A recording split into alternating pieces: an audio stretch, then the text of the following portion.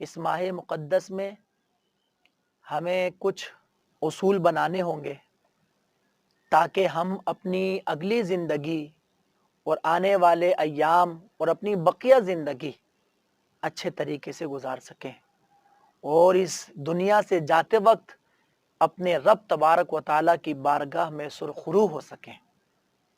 تو کچھ باتیں میں عرض کروں گا۔ نمبر 1، ہم اس ماہ مقدس میں قرآن پاک کو ترجمے کے ساتھ پڑھنا شروع کریں،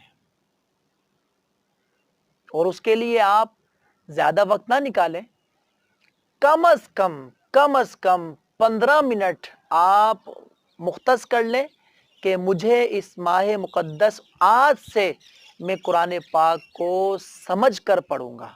15 منٹ، یہ آپ 15 منٹ تو اپنے اوپر لازم کر لیں۔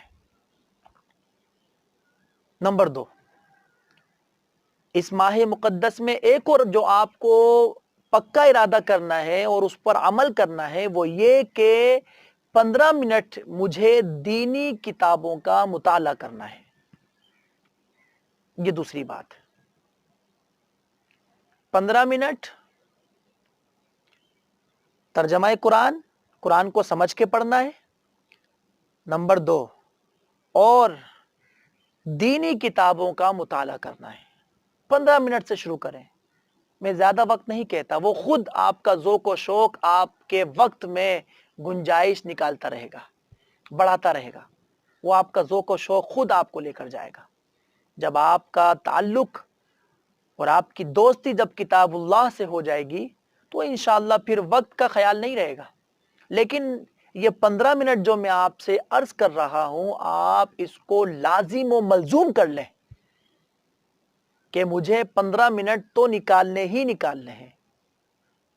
10 سے 15 منٹ آپ قرآن پاک کو سمجھ کے پڑھیں اور 10 سے 15 منٹ آپ دینی کتابوں کا مطالعہ کریں۔ یہ 2 باتیں ہو گئی۔